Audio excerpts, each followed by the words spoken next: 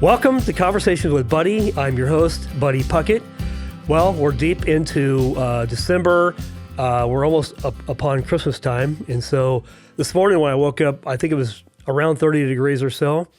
And that reminded me of where I grew up. I grew up in the big city of Prineville, Oregon. If you've never been there, you should go check it out. I always say Prineville is a great place to be from. And winter times were often pretty cold. But as I kind of reflected about where I grew up, a long time ago, by the way, I did not have a mentor. I did not look for a mentor. I didn't know if there was a mentor to be found, to be honest with you.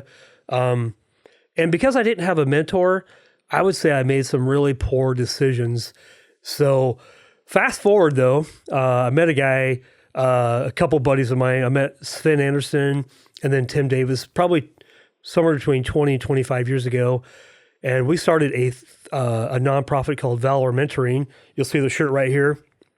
And so this launched probably around 10 years ago, and we spend our time mentoring men. Yes, I still get mentored because I need that, but we mentor men. So anyway, we're going to dive in this morning. I've got a guy here this morning that he's a mentor and he also gets mentored, so he's both. But let me introduce you to a guy named Rob Saffeels.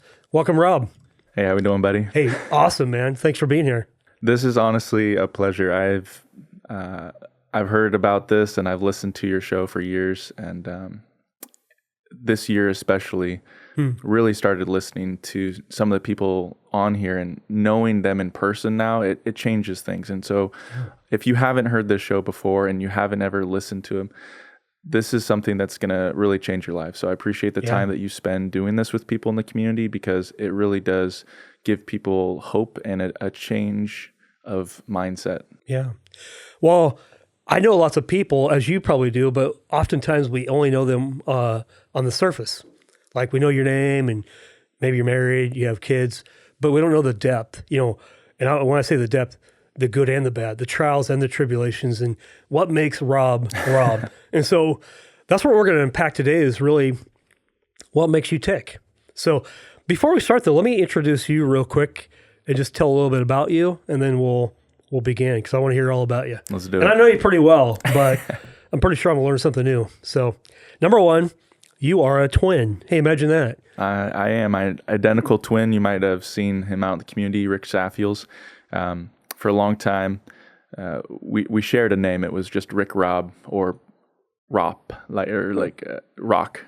Okay. Just Rick Rob combo. It was just Rock. And so, that's funny. Yeah. Okay, so you guys, to me, you guys have the same demeanor. You guys are really obviously similar, just in everything about you guys. But you are married to Melissa, and you guys got married, you said, just right at the very beginning of COVID. March 19th of 2020, we actually had scheduled the date for the 21st, and I had seen in the news that Congress in Washington was starting to get down with the COVID flu, and we were standing there in a parking lot, and I was like, we got to start calling people, because we're not even able to get everybody into the church. Right after that, the church calls us that we were supposed to be at, and they said, we're shutting the doors. Nobody can come in. You can't take photos, nothing. Wow. So we ended up getting married in a friend's backyard, Kaiser, Oregon. They were super generous to just let us come in there. And I spent the next 3 or 4 hours mowing the lawn. We trimmed some bushes. And the next morning, 11 a.m., we set it all up and did the wedding with 25 guests, just really close-knit family and friends. Yeah. And did the best we could, and we loved it. But the grass was a little soggy, and so her heels were getting stuck in the mud. And, oh, no way. Yeah, but we loved it, and it was a sweet time. I think that we couldn't have planned for something like this, but you never can. And so to be able to just enjoy the moment for what it was, instead of being like, this could have been so much better. Yeah. That's awesome, though. You made it work. So, all right. So you been married for 4.5 years. You have two little kids, two little babies, actually. We'll talk about that in a moment. You live in Salem. You graduated from Corbin. I want to hear more about what your degree's in. You and Melissa bought a house. That's awesome. You watched a coworker almost die, but God allowed you to save him. You went to start a new business this year and God closed the door the next day. And then lastly, you are a new business owner as of this week, but we're going to maybe unpack that in a little bit. That might be the last thing we talk about. So, well, very cool, Rob. Let's just kind of dive in. We're going to go back to the very beginning, to where you grew up, and then where you are today. We'll talk about marriage, raising kids, because you guys have a 3-year-old and a 2.5-year-old, and then a 2-month-old. So you're busy. Yeah, you're right in the season right now. But take us back. Where were you born at? Yeah, I was actually born here in Salem Hospital. Fast forward 20-something years, and I was actually working on the same floor where I was born. They had transitioned the maternity ward into the IT department. But yeah, Salem Health, 1988, things were different then. My parents actually didn't even know that they were having twins until about 7 months in. And the doctors had said, hey, we actually think that there's something wrong with your baby. And you have really 2 things about to happen. You get to decide whether or not you want to keep this baby because it's probably going to have birth defects, or, you can just hope for the best. And they're like, is there any other option? Like, well, there's a small chance it's twins. And both my parents just broke down crying, and they prayed so hard for twins because, it's tough when you have a kid that has any type of difficulties. It's going to be a challenged life, but to be able to have twins and be that as the miracle, it's exactly what they were hoping for. And so thank goodness we came out perfect, and 2 little boys. It's pretty awesome, man. Okay. So that was in 1988? Yep. Okay. You are how old right now? I am 36. 36. Yeah. Just a young man. I've got you by 20 years, man. I know. So even though 36 is not young, it's younger than me. So, okay. What school did you go to? So we started off at Brush College Elementary School. I still don't know why they call it Brush College. There was something to do with it was a 1-room schoolhouse when it first operated. So they were teaching kids as much as they could all the way through. Yeah. And West Salem had a nice little spot for us. We lived on Wintergreen. It was in a pink house. And this pink house was perfect. I mean, it was a split level. We had a huge backyard. And it was great for 3 boys to grow up in. I honestly loved the memories of that house. And every so often when I'm out in West Salem, I'll just drive by it just to remember, like, this is where we grew up. This is, even though it was only for a few years, this is where I remember a lot of my first memories. First snowfall during Christmas. We had a white Christmas at this house. We played t-ball across the field in a church's lot, and that's where I learned that my dad was going to be the best coach I ever had in sports. I had a lot of bad coaches, but he was definitely by far the best that I ever had. And I really wish that he could have been there for all the sports. Yeah. But he really cared about making sure that everybody was getting playing time, but he also realized talent and making sure that just because he had 2 kids on the team that were taller and faster than everybody else, he still wanted to make sure that everybody had a chance. And so it taught me how to really persevere through, hey, your dad is coach, versus, I'm actually decent. I need to try hard, and I think that as years went on, I let that slip a little bit. But Salem Academy was the next school we stepped into, and Salem Academy provided an opportunity for the teachers whose kids went there to attend for free. Yeah. And that was the only way we could have gone to a private school. Yeah. Having 2 parents for teachers, we really didn't have a whole lot to work with at the end of the month. And I remember sometimes even out of my own savings account, we were spending money to buy food and things like that just to make it through the end of the month. Right. So I learned savings were important at a young age, and knowing that really it wasn't that big of a deal. All this money comes from God, and it's just ours to give away. I think that too often we kind of hold pretty tightly to the things that we have. And as soon as you start to just release that hand on whatever it is you're holding on to, you just have a better grasp of reality. I'm going to just read this verse real quick, or at least part of it. So this is Psalm 127, something I've been really camping on recently. Just to your point, it says, unless the Lord builds a house, they labor in vain who build it. Unless the Lord guards the city, the watchman keeps awake in vain. It is vain for you to rise up early, to retire late, to eat the bread of painful labors. for he gives to his beloved even in his sleep. And I think, well, and then it goes on to say, behold, children are a gift of the Lord. The fruit of the womb is a reward. God's blessed your family. I mean, it's cool to have your dad as a coach. You have a great family. What sport was that, by the way? It was baseball. It was soccer. So your dad coached all these? Yeah, and he did my older brother's sports as well. I mean, for as much time as he spent working, he still had just as much time to play with us. And I remember he used to race him down the street from the mailboxes, and once we finally beat him, like that was the end of those races. So was your dad pretty competitive, would you say? Oh, definitely. Yeah, he didn't grow up getting to play a lot of sports. He was in Boy Scouts, and he was an Eagle Scout. He traveled a lot as a kid. His parents followed the dynamite roads as they tree trunked. They didn't used to pull them out; they blew them up. Okay. And so from Oklahoma to Washington, he attended so many schools, more than 14 throughout his 12 years of education. So he wanted to do sports, but they just weren't available, especially since they were moving sometimes 3 or 4 times within a school year. Yeah, that's rough. Yeah. Well, having 2 other brothers, Tim's your oldest one, and then you and Rick come along. Are you guys competitive as brothers? Yeah, I'd say so. I think that our older brother, especially, he always felt like the misfit triplet. Tim's funny, man. He's doing exactly. I mean, I feel like he does exactly what God has him do. I mean, he's a solid dude. He knows his stuff, and I've always been blessed to have him as an older brother and someone to look up to. I think that for a long time, there was this point in which it was almost jealousy, because I was like, how do you know all this stuff? How are you seen in the public eye with such admiration? But it just came down to, he was just a man of God. He really characterized himself understanding that this isn't all about me. Like, sure, I'm talented. Sure, I can sing. Sure, I can play the trumpet and drums and jump and swim and strong and tall. And he had everything going on. I mean, this was like your Saul of Sauls. I mean, he had it all going on, and he had so much adversity still. I mean, he had a special condition for his knees called Osgood-Schlatter, which kept him from playing sports growing up. He had to sit in during recess. He couldn't do PE. He couldn't do anything. And because of that, he realized, I got to stay humble. Throughout all of this, like, God can give and God can take away.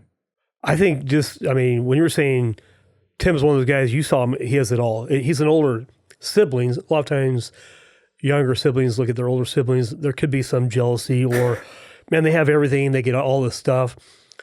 But God still allowed humility in his life by not giving him the ability to maybe do some things. So humility, that's why we get married too, by the way, is to keep us humble. And we'll talk about that in a moment, because I want to hear, marriage is hard. I mean, I think you would agree. And I've been married for a long time. Your parents have been married for a long time. But God allows a measure of humility in our life. He loves that. So, okay. So you go through high school, you graduate, then you go to Corbin. Mm-hmm. What do you study at Corbin? What's your early goal? Where do you end up? And are you doing that today? Well, backtrack a couple months. It's April of 2006, and I had all but been kind of forced to join Corbin. My dad had graduated there from Western Baptist at the time. My brother Tim was already attending there. Rick was scheduled to go there, and I really wanted to go somewhere else. I don't know what it was, but I felt like I was running into issues with my own identity. I struggled with the last name that I had, that everybody knew who we were, but no one really knew who I was. And I wanted to just be my own person. And especially as a twin and kind of sharing a name, I really just kind of wanted to be off on my own. And my brothers had decided their freshman year at Corbin, our freshman year, Rick and mine, that Tim and Rick were going to be roommates. And I was like, this is crazy. We live 12 minutes away from Corbin, and you guys are going to go pay somebody to be roommates when you have your own room? Like, it made no sense to me. But I just wasn't in that mindset. I just wanted to be off on my own. And I realized I had a decision to make. I can keep my friends, I can keep my family separate, or I can try to make it both work. And I really just was like, man, what if I went to this school? What if I went to this school? What if I followed this friend? And my parents were like, you're doing all this for the wrong reason. And it was hard for me at 18 that still didn't have my driver's license, still just a teetering teenager trying to become an adult. I really just didn't know. And I didn't really have a lot of influence coming in from other people in my life. I had a school counselor who sat down with me for about 10 minutes, and he had a deck of cards with him. He started dealing out, and we played Go Fish. And he said, Rob, what do you want to do for your life? Like, what does work look like for you? And I told him, I honestly have no idea. I really don't know what I want to do with my life. My parents are both teachers. I don't want to be a teacher. I like teaching people things. Like, I feel like I've learned a lot of things, and I'm able to articulate a skill set and be able to have people learn that. But I don't want to stand in front of a classroom and do it year after year. I'd love to have summers and Christmas off because that's the best vacations you can get as an adult. But I just don't want to be a teacher. And he said, well, I don't really have any advice for you because I was going to tell you should be a teacher. And I just kind of sighed. I'm like, I know everybody tells me that. So I get into Corbin. My first week, I schedule to be an educator. And I show up into the very first class, day one. And this guy's sitting there telling us all the perks and all the benefits. And I raise my hand and immediately devil's advocate. It's like, have you ever regretted being a teacher? And then he goes, many a time. There's always going to be a difficult day, no matter what job you're in. But teachers, especially, when you're forced to go in and teach kids that don't want to learn, that's a miserable day. And everybody else in the class was just kind of dead silent. And I was like, I'm not going to be a teacher. And the next day I dropped that class. I dropped out of the major and I joined business. I had a couple other friends. I was on the soccer. I was kind of in the soccer mix. I hung out with a lot of people that lived down in Farrar. Rest in peace. It's now something else. But at that time, Farrar was like the manly man's dorm. People didn't shower. They left pizza out all night, played video games. It was athletes. It was kind of the cool kids. And I spent every waking moment down in Farrar. Even though I lived up in PVG, that's where we had a lot more baseball players and studious athletes. Some of the basketball players were there. They were a cool group of guys too. I just felt disconnected from that because that was the group of people that when I was in high school, those were the bullies. Those were the people that I didn't want to associate with because they were just too cool for everybody else. But in Farrar, you could be whoever you wanted, and everybody just recognized that we're just people, we're just dudes. Who cares? One of my favorite memories from Farrar, it was first week of school, and we had a group of about 6 people, and we piled into this tiny little car, and we drove to Winco, and all of us were like, all right, we're going to buy a box of ice cream. It's a huge pack, like 24 pack of ice cream sandwiches, and we're just going to go to a park and sit and eat the whole box. That's what we did for 3 hours. We just sat and ate ice cream. And I'll never forget that night because I didn't know any of these guys. I didn't go to school with them. We weren't friends. I wasn't even in their dorm, but they took me in and accepted me for who I was without any regard of what my family history was, who I was, or anything like that. I was just a part of something. And they made me buy a scratch-off ticket because I'd never done it before. And I definitely lost, and it was the last time I ever bought one. So that was a well-wasted $1. But it was just, again, people were asking me all these questions about me and getting to know me for the first time. And that group of guys, for the next 3 years, those were my closest friends. And I really spent a lot of time in Farrar kind of just becoming somebody. I didn't necessarily create the best habits for my life, which later on it kind of took its toll. But at the same time, I spent a couple years just reinventing myself. And that's, in my mind, I needed that, even though it wasn't helpful at that time in my life. And I definitely kind of regret some of the decisions I made. You sound like me, man. I definitely know that without that period of my life, I wouldn't have been able to become who I am today. Well, we all have a past. We all probably didn't have a mentor when we should have. We've all done things that we shouldn't have done. There's a rebellion inside of all of us, right? People listening right here, we all have a story, and no matter how good somebody looks, there's a past.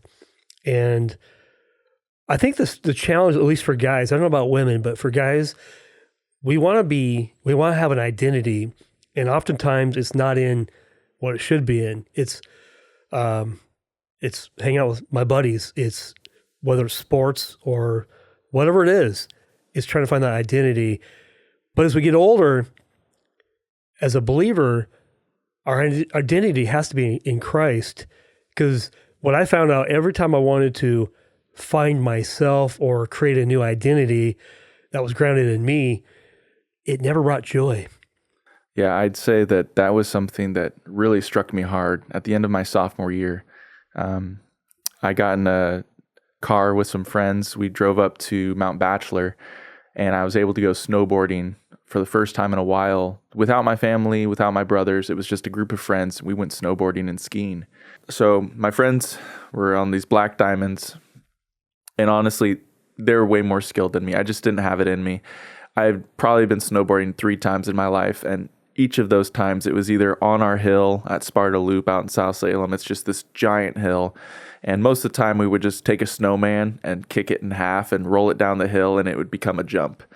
And we would just snowboard off that and try not to run into cars because we didn't know what we were doing. We'd never really gone to a mountain before. And then second time we'd gone up to Hoodoo, just ate it all day long. Yeah. We were just going off little jumps and just falling time after time. The few times we landed, it was amazing. It was a miracle, but we were never taking real hills. Mm-hmm. So this was the first real experience of me going down a mountain.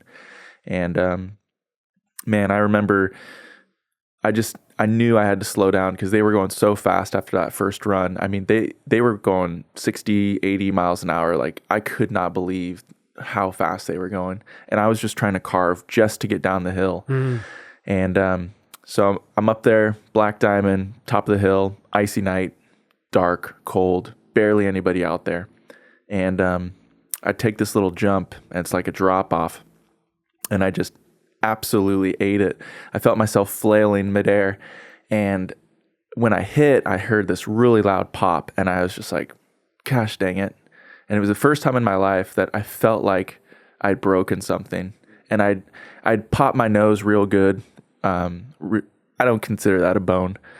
But this I for sure knew something was bad. And I tried getting up, and I couldn't get up.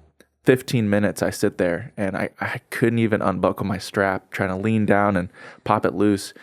And it was the first time in my life where I was really scared. And I remember just being like, I need help, and there's no one here to help me. You're up on that hill, and you're all alone. Yeah, and ski patrol had just gone past like a few minutes beforehand, so I knew it was going to be at least 15 minutes to 30 minutes before they made another round. So I just try to pull myself up by my own bootstraps, and I hate that phrase because a lot of people use it with the wrong connotations, but that's exactly what this was. Yeah. I'm in that snowboard, strapped in, I can't walk, I can barely move, and I reach down with all my might, just grunting my teeth and grinding, and I unlatch one of my straps, and I shuffle with one foot still on the snowboard all the way down Mount Hood. And it took me about an hour and a half to get down the mountain. And that's pretty fast considering. Yeah. But my friends were very concerned. They had no idea where I was. My cell phone had died. So I'm up on this mountain by myself. People are snowing past me and hey, are you good? And I'm like, yeah, just waiting for ski patrol. They never showed. So I just went down the mountain all the way by myself, go straight into the doctor's clinic, and they do a quick examination, separated shoulder, definitely something wrong with my collarbone. And so they put me in a sling. My friends show up eventually because that was the last place they checked was, emergency services. Probably the first place that I would have checked. But thankfully they found me. They stopped snowboarding and skiing right then. We drove home. I felt so bad. I was just like, I've let somebody down because I got hurt because I needed help. Yeah. So something happened that day to me. I felt like this darkness came over. And I just knew life was going to be different. I just knew that I could never be the same. I just felt like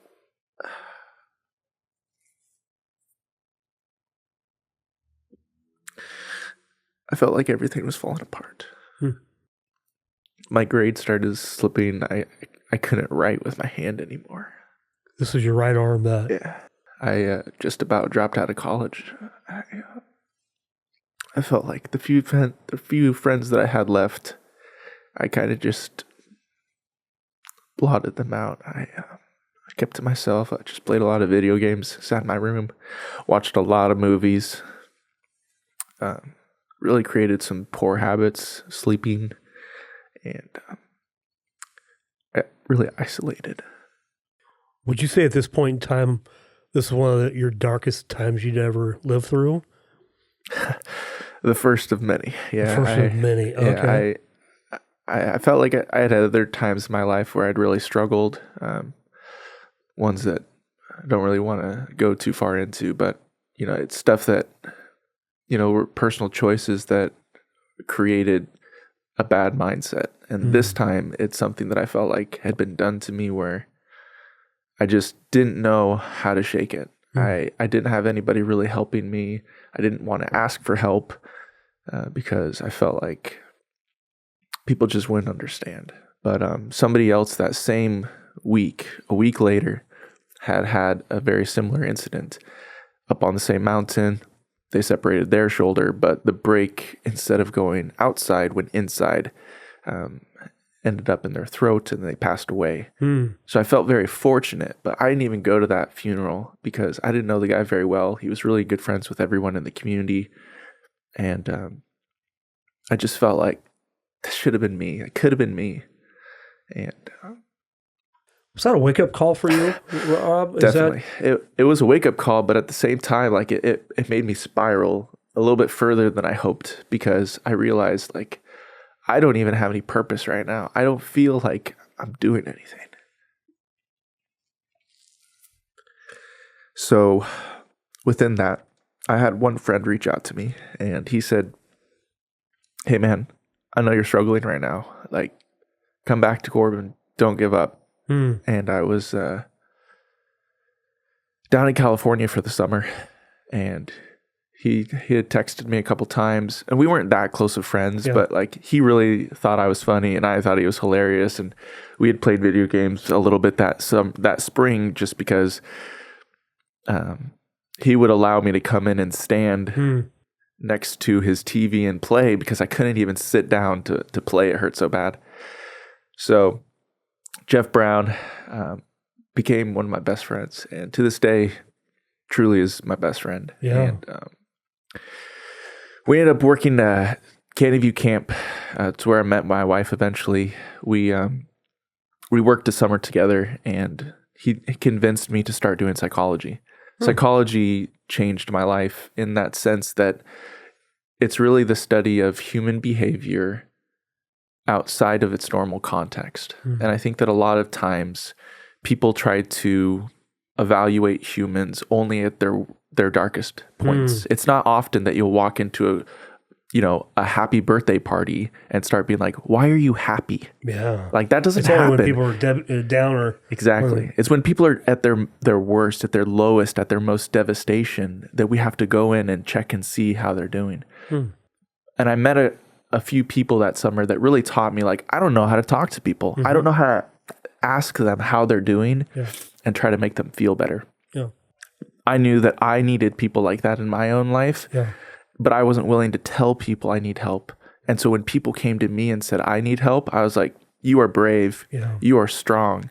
You are bold because you have done something that I can't even do. And the skills that I feel like I have and the power that I have is nothing in comparison to reaching out and asking for help in your darkest moments."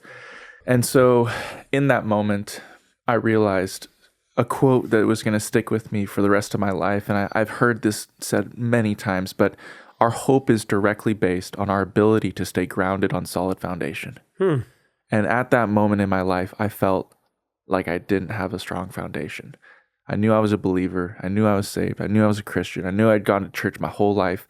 I was at a Bible college studying theology and learning the greatness of God in every way, and reading through Job and seeing what real desperation looks like, and asking your friends for help and asking God, why is this happening to me? and just looking at all these other people in my life and being like, I've got it easy. I've still got it cake. I still live in comfort. But holding fast onto truth and keeping a strong grip on wisdom, that's something I was missing. I didn't have that grasp on wisdom that I really needed. And so I started looking to other professors that were willing to give me guidance. And I found one, bless her soul, she helped me graduate. I mean, this lady did everything possible in her ability to help me get through these courses in psychology because they were not easy for me. I struggled now having such poor studying skills, having issues with my own ability to accomplish anything. I felt like I had really just run myself off course. And she stuck through it, helped me graduate. It took me 5 years since I had switched from business into psychology.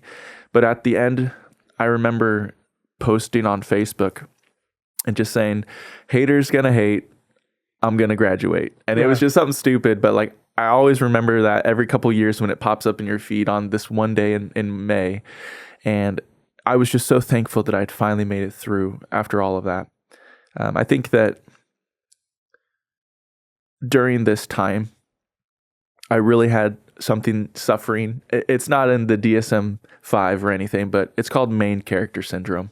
And people have heard this before, maybe, but if this is the first time you're hearing it, it's something that a lot of people have. It's an egocentrism that everyone in your life is an extra.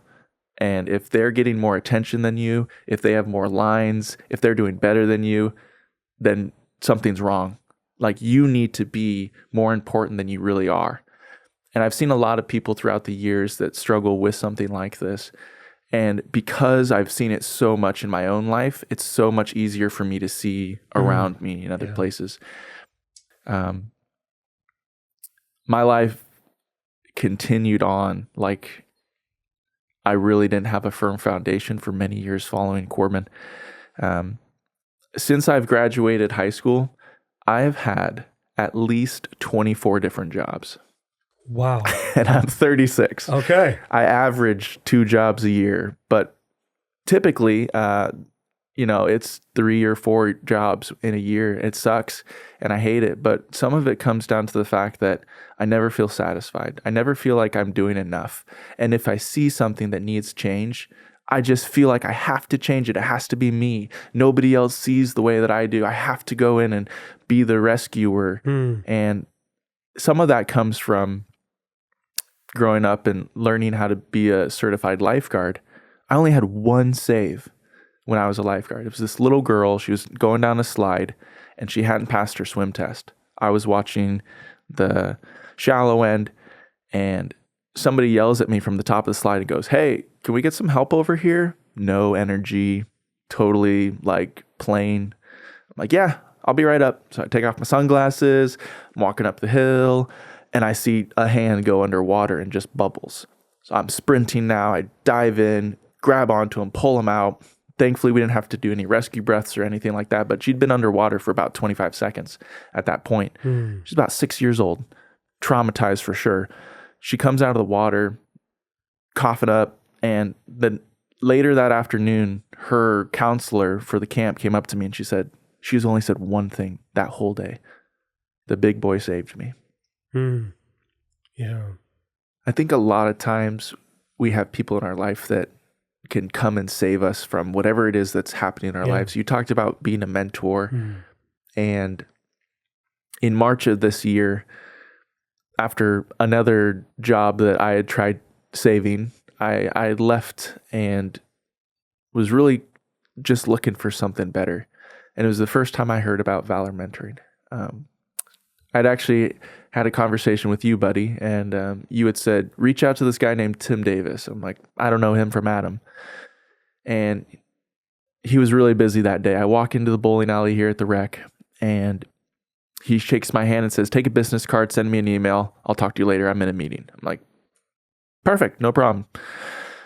I didn't know what I was looking for anyway. I didn't know I was looking for a job. I didn't know what I really needed. But a couple of weeks later, I get an application in my email and this long list of who are you, where have you been, And why do you want to be a mentor?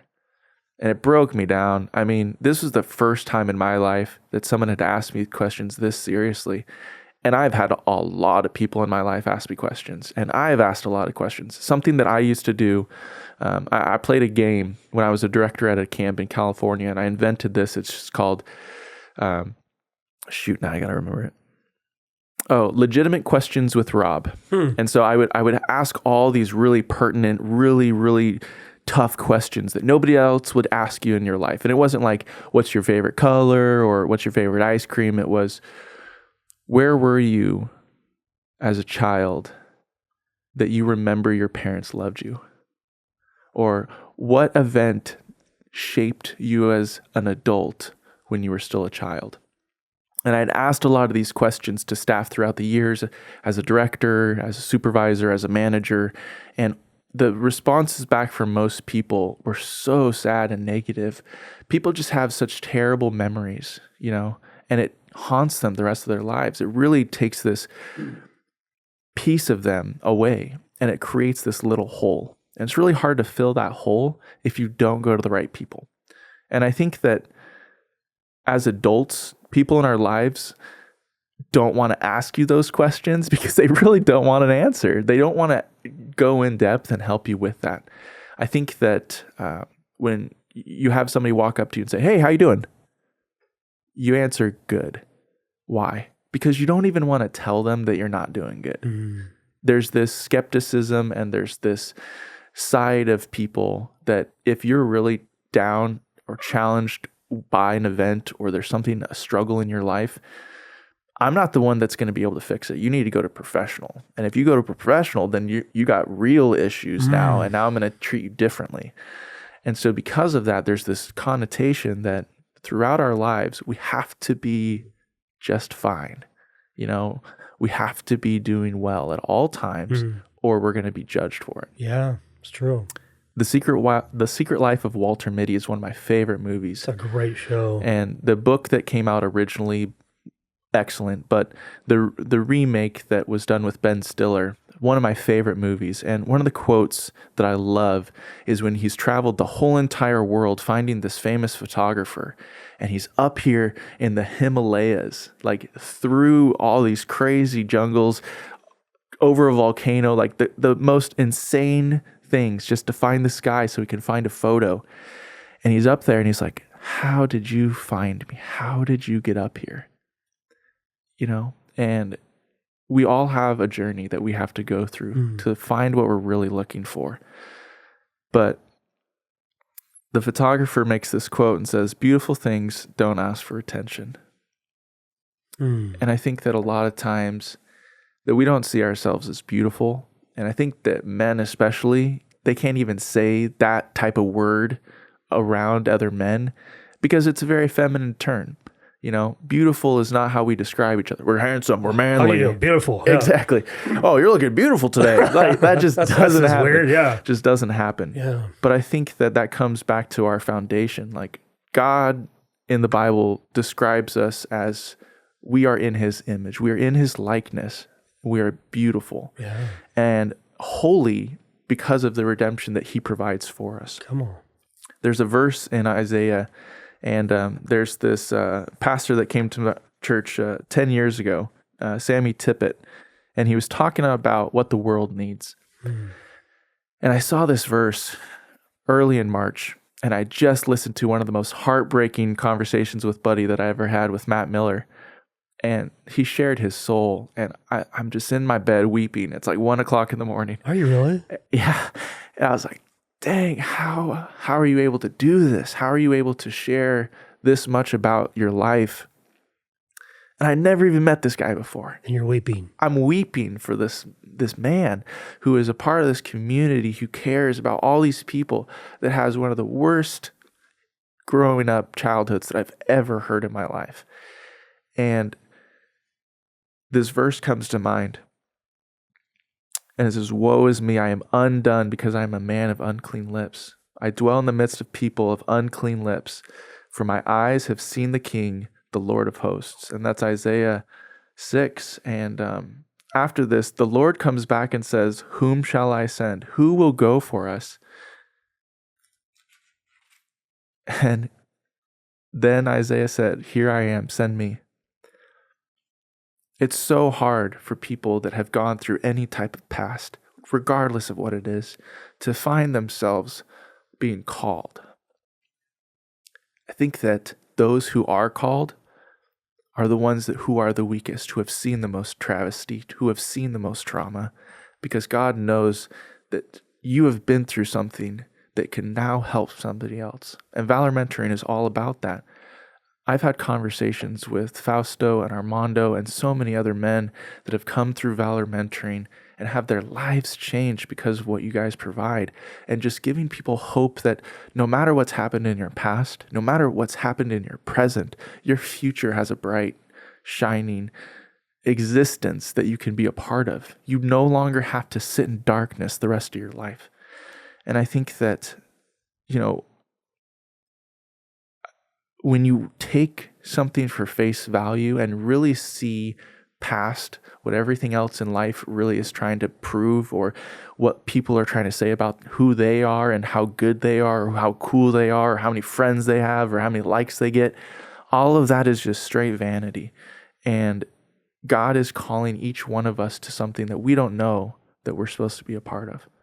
And I think that through these last few years and all the different jobs that I've had, I've noticed that God has directly put me in people's paths that I never thought I needed, that I never thought I was being helpful for.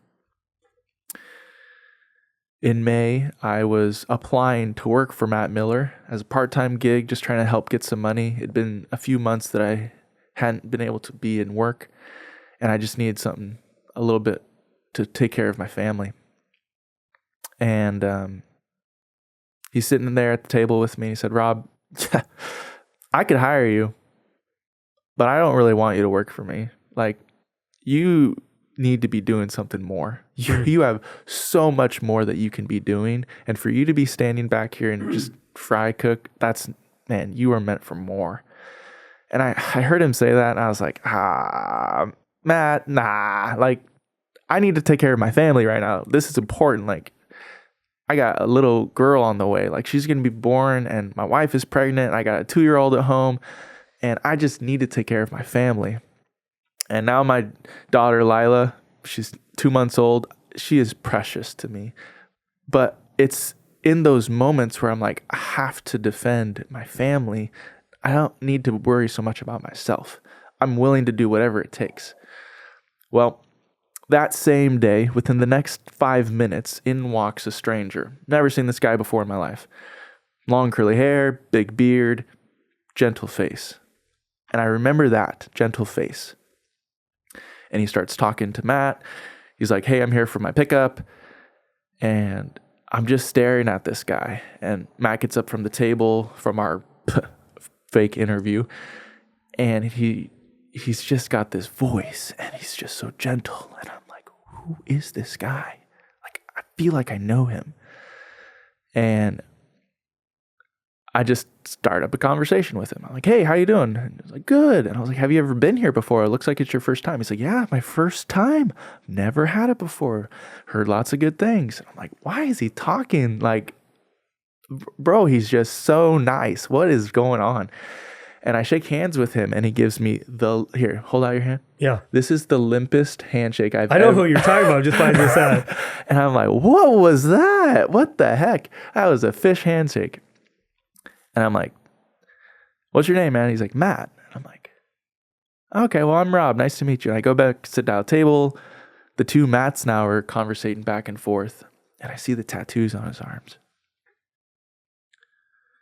And I'm like, I've seen these tattoos before. What the heck? And I'm just sitting there, and I'm like, all these things are like spinning in my head. And Matt walks ready to go get Matt's food. And I talk to new Matt, and I'm like, "What did you say your last name was?" He goes, "Oh, Massera." And I'm like, "Matt Massera?" And he's like, "Well, yeah, some people say it like that." And I'm like, no way. And I just, again, for the second time in 2 months, just break down in tears in front of this man I've never met before. And I said, "I have heard about you since I was 16 years old. I've been scared to meet you for a long time. No way. And he's like, oh, I am not the man who I used to be, brother. I am saved and I have been re-sanctified by the love of God. And I'm like, I'm not talking about you currently. I'm talking about, I was scared to meet you because I knew if I ever met you, it was going to change my life forever. And I knew it's because what God has done in your life and the stories I've heard of who you used to be and who you are today, that if I've ever met you, man, it was going to do something to me. And the three of us sat there and we prayed. We hugged each other. We took a photo. No way. And I'm going to keep that photo for the rest of my life. Will you share that with me too? Yeah. And this is good.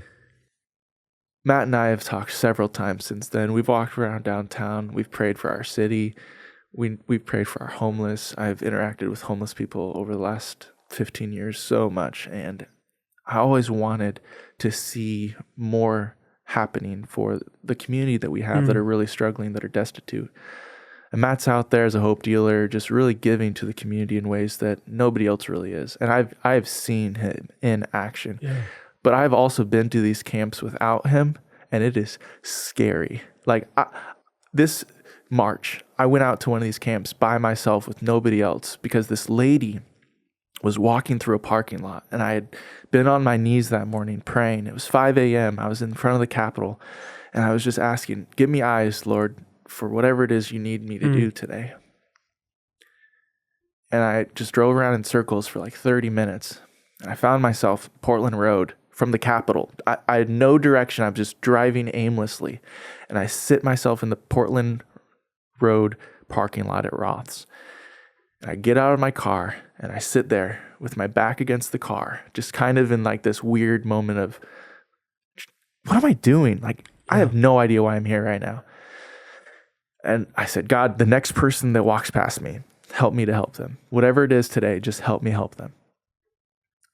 Literally, I'm not exaggerating, within 10 seconds, this lady walks right in front of me and stares into my soul, just looks me right in the eyes and then keeps walking. And I was like, oh, that's it. What the heck just happened? So I follow her into Roth's. She's going around. I can tell she is definitely homeless. I don't know if she even has money to pay for what she's putting into her cart. And in my heart, I'm like, I'm going to buy her groceries today. Great. Like, I'm going to feel good about this. This is what God has called me to do. I'm here to help somebody today. This is, again, before I've met Matt. This is me just off on my own, just trying to help people. Yeah. And I asked her, I was like, what do you need today? That was a bad question to ask. I should have said, can I help you buy your groceries? Because that would have been the easy question. Yeah. I asked, how can I help you today? And she said, I need somebody to help get my trailer out of the mud. I was like, well, I don't know how to help you with that. I don't have a truck. I don't have anything like that. Where are you parked at? She's like, well, we're underneath this really big sign and it's near a lake. I don't know. It's on the side of the freeway. I was like, okay, give me a second.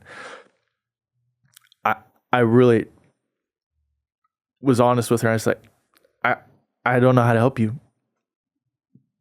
Then I felt myself back in these days where I didn't know how to help. I asked someone if they needed help. They said they need help, and now I don't know how to help them. So what I did was I followed her throughout Ross. We picked out some items for her. She said she needed firewood. She needed some socks. She needed some food. I got her all these things. And I said, I've never really done this before. And I normally wouldn't ask this, but would you be willing to get in your car would you be willing to get in my car and show me where you are? Because I want to make sure and help you, but I just don't know if I can right now. Like, I can't just drive to somewhere I don't know where it is. So she gets in my car and she says, I normally don't do this either, especially with strangers, but I believe that you're here to help me today. So for her to reaffirm the fact that I had prayed and asked for God to send me someone to help, and then she said, I think that you're here to help me too, without me prefacing it in any way, I was like, this is weird. This is God. This is not something that I could have created on my own. So I pull up alongside the freeway. It's the exit right before Shamala Road. And there's this huge billboard. And I've driven past this billboard 1,000 times. And I know everyone here in town has too. And underneath this billboard is a village of people. I'm not exaggerating. I have not seen something like this in my life. Not in a movie, not in anything. There's this huddled group of about 50 tents all alongside this road. There's frost on the ground. It's 7 o'clock in the morning. Sun's just coming up. It's cold. It's freezing. And I'm like, how are people living like this? How are people living in here? So I bring out the stuff that we had purchased. I got her the wood. We carry it up through this fence line, and there's like 10 junked cars and just the most trash I've ever seen. Clothes, food, everything, just everywhere. And I was like, man, this is not what I expected. I'm like shaking, scared that someone's going to just come out and stab me or kill me. Like, I'm like, this is it. I came unprepared. I'm just walking into the den of lions, and this is it. But God kept those lions' mouths shut. Nobody came and attacked me. There was nothing to really be afraid of. They were so thankful that I showed up to help them. And there's a man lying in there, and they said, I need him to get to a hospital. This is the guy that I was telling you about that needs help. We need to move our truck out of the mud so that we can get him to a hospital. This is the guy. And I'm like, oh my gosh. So I prayed with him real quick and just said, here's what I'm going to do. I'm going to do this, this, this, and this. We're going to see if we can get you some help. I got to talk to a lot of different people to get you off this land. I don't know who can tow you out of here. So I then go on this random journey, and one of them leads me to DHS. And there's this men's Bible study, a group of people. One of them's from Valor. And I just met them the day before, and I was like, dude, guys, I got this crazy story for you. And I briefly share with them, and they're like, did you even know this Bible study happens here? And I was like, no, I'm looking for someone that can help these other people. And they're like, how did you find us? I'm like, I just walked through a door, an open door. So it was just person after person that I had to ask, DHS and City of Salem and ODOT, and nobody can move this vehicle because it's technically on federal land. Shamawa owns a piece of this property in this tree line. It's private property, but it's public land and it's federal crossing. So to get these vehicles off the road, we have to get federal permission. I still don't know the end of this story, but I've gone back to that encampment several times, and Matt's gone back there and talked with them several times. He's like, oh, I know that camp well. I've watched people die there. I literally was standing there when they died in my arms.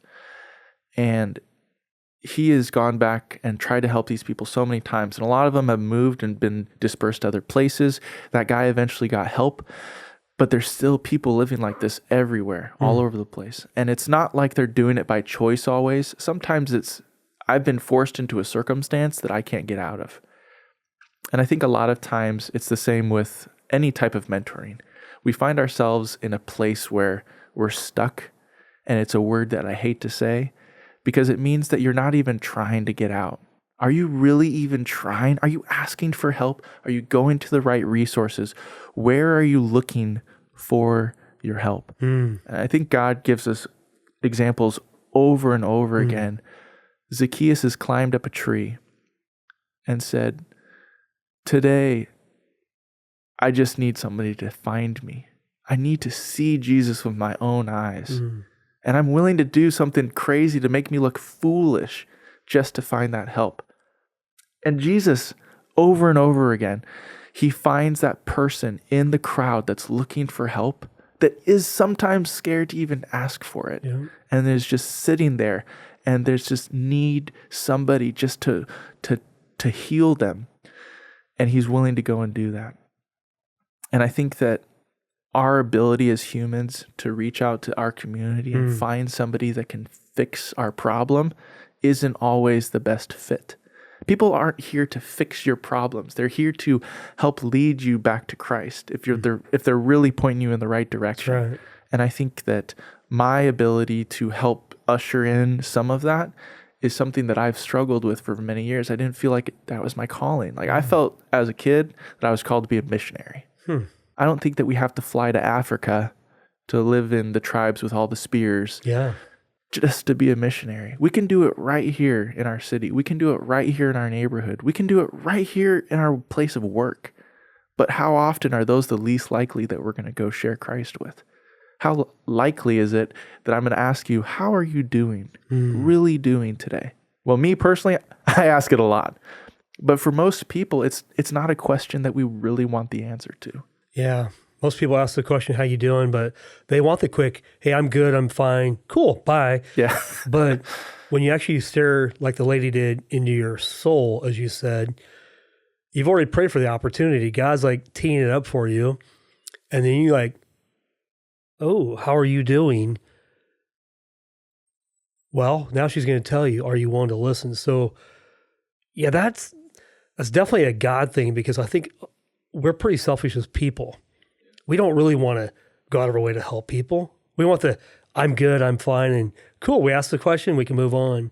And so people give the quick answer because no one's really paying attention and listening. But I think if we really authentically ask people, hey, how are you doing? And stare at people in their soul, in their eyes, and really engage with people, people will tell you. And it won't be roses. It might be, I always used to say, I love to serve people. What I realize is I like to serve people when it's convenient. Yeah. But Jesus said, I come to serve and not be served. Serving people sometimes is very inconvenient. That's the test. So Rob, what are you going to do with that? That's kind of what I'm hearing. God's like, really, Rob? Let's see how this really goes. Well, and that's what kind of has taken me on a journey these last few months. I was applying to work at the Salem Chamber of Commerce as the Director of Business Advocacy, a job that was definitely well out of my wheelhouse. A lot of political legislation, a lot of small business interaction, where I've never owned a small business before, and I've never done anything with politics. So for me to see this application and to go for it anyway, I was lost. I literally had no idea what I was doing. But I had people that believed in me, and it took me 7 interviews to find that I could actually do this job. I care about people. I'm willing to learn. And I read every single short session bill that was going on this last year in 2023. There was 300 bills. I read them all. You like that? I don't know, but well, you must, because you wouldn't. I think you do. I think I do, and that's the thing is like, because I wouldn't do it. No way. Most people would never do something like this, and I have challenged myself for years to just sit and read a whole book. Like, it is so hard for me to just finish a book. I'll get a few chapters in, and I throw it off to the side, and I never go back to it. But if it's a few pages, if it's 8 pages, if it's 30 pages, I can digest that, I can regurgitate it, and I know what the facts and the thoughts are. And I was talking to a guy at a radio station here in town and telling him, you know, if I don't get hired at the chamber, totally fine. I'm going to find another job. But I think that people like you who have a voice in this community really have an ability to reach out and talk about things that are way more important than the regular old news talk that we've been doing for years. Yeah. And him and I sat down for 3 hours, and at the end of it, he just said, Rob, I don't have a job for you, but if I did, man, I would love to have you come work at the radio station, because you know a lot of things about a lot of random things. And that's what we kind of need. We need people who know random things. Yeah. And that makes for good radio talk. That's you. Yeah. And that's me. Like, I don't know enough about anything to make me dangerous in any one specific thing, but because I've had so many different careers, I know so much about the most random things. I am certified as a carpet cleaner, and I'm certified as a lifeguard, and I've been certified as a diamondologist, suicide intervention and prevention. I have the most random collage of certifications, and none of them help the other jobs, but they all help people in a different way. Yeah. I loved working at a jewelry store. When I was proposing to my wife, the regional manager offered me a job when I was looking to purchase a ring.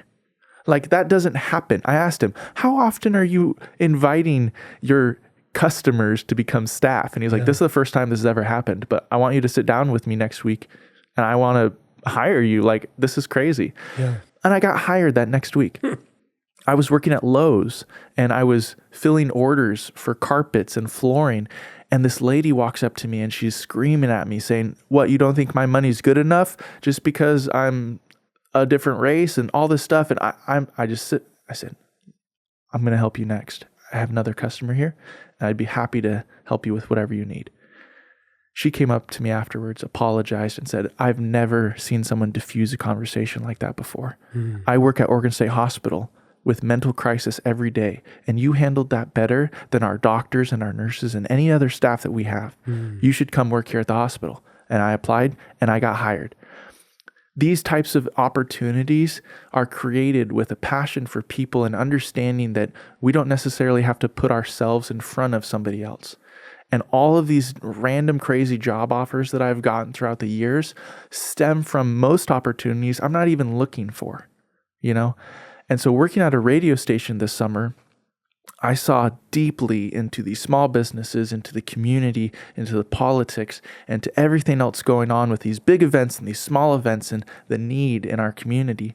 And I realized something, that I want to be able to showcase the good news, not necessarily the mudslinging and who's who and how much money have I donated this year. I mean, this is like pharisaical stuff where you're just rubbing coins in front of other people to make sure they know how good you are. It's so hard for me to go to banquet after banquet after banquet to see all these wealthy people showing off how much they're giving away. There's different ways that I think as a community we can show the good that we're doing, and that's what I kind of want to be a part of. So that's what this new business that I'm working on is. And as of this week, I've set up a new business account.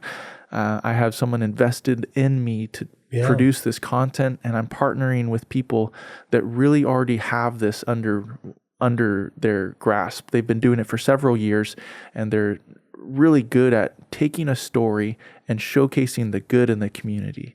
And so that's what this is going to be. It's going to be letting the light shine through the darkness. And we're going to be able to go out and talk to people and just hear what their story is and see the good that's happening, and not worry so much about the main character, but really the community that they've invested in that's reaping the benefits from their help. And so I think that that's where all of this is kind of like the culmination of, is that, you know, when you've fallen and you get back up, it takes you on this journey that you can't expect otherwise, and that you'll never be able to experience without have fallen in the first place. And I think that when you're able to see darkness, the light is so much brighter because of it. And without that darkness, without seeing that darkness, you would never be able to see the light in the way that really can then shine onto other people. And so I asked so many times in my life, God, why is this happening to me again? Another job that I'm not being a part of, another career, another friend, another this, another that, always feeling like I need to ask God why. But what God says to Job, roll up your sleeves, get ready, because I am God. Where were you when I laid the foundations of the earth? Have you seen the storehouses of snow? I love the snow. Like, I'm looking forward to Christmas time. I love the snow. But to understand the metaphor that God has just got it all stored up, waiting to fall on us. You know, like these blessings that we don't even know about, that we can't even see, that He's just waiting to deliver to us.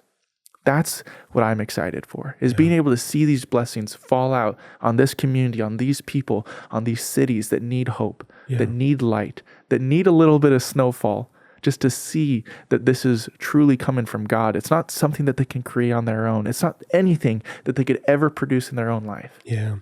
Hey, brother, this is fantastic. And this is going to lead us into another podcast, because I'm going to leave the audience a little bit in wonder, what is Rob up to? So we're gonna end this for now, because we're gonna do another one in a short while, and you're gonna unpack what God's doing with you. I think you're right. Our past doesn't define us. God has a plan for your life, and sometimes you don't get to be the orchestrator of that. It's Him in your life, and I think that's really what you're saying here. And while it might be frustrating having 2 jobs a year for the last 15 or 20 years, God has a plan. And I think that's where I'm going to leave the audience, is God has a plan for your life as well. And I think Rob has really done a great job unpacking that. And there's a couple books I was thinking of. One was The Warrior Poet, especially for guys. You know, we're guys, we often try to create our own identity, but our identity has to be rooted in Christ, those deep roots that Rob talked about. But the warrior poet is that. It's by day we're out as a warrior, but what our wives need is that kindness. And you mentioned the kindness that Matt Massera has, that God shows us his kindness. And so how do you be both? Well, God. And there's a few other books, but all books that we read, I would say, need to lead us to the main book, which is the Bible, which Rob has with us right now. And so anyway, we're going to end this today. Rob, I really appreciate you being here. Appreciate you guys listening each week. If you like this, please share it. Please give us a review. Subscribe to our channel. We want to grow this channel, really get the message of the gospel out to everybody everywhere. And it comes through stories like Rob's. You have a story, and I hope you'll share it one day. We'd love to have you on. And if you do, give me a call. I'll put my phone number in the show notes. And Rob, thank you so much for being vulnerable, man. Last year at this exact same time, I was getting promoted to be a manager at Courthouse Athletic Club to help serve coffee. Yeah. And this lady said, I don't think this is the right job for you. And I was like, what? No one's ever said this before. But she said, something that you need to work on is being vulnerable. And it's my new superpower. I feel like God has given me the ability to just share freely. And I know there's still some things that I haven't shared in this setting. This is the first podcast I've ever been on. This has been a crazy year for me. But in a year, I have met mayors and Secretary of State and business owners that I'd never thought I'd interact with. But I've also interacted with people that aren't even able to say their own name, and people in crisis. And I think that if we're looking for power instead of poverty, we're going to be looking in the wrong direction. Instead, we should be looking for peace. And only that comes from God. And these types of podcasts can really help people. But what also helps is just going out into your community and finding someone who needs help today. Ask them the hard questions. How can I help you today? Not how are you doing, but how can I help you today? Amen. Merry Christmas, and we'll see you soon. Thank you so much. Merry Christmas. I love it. Thank you, Rob.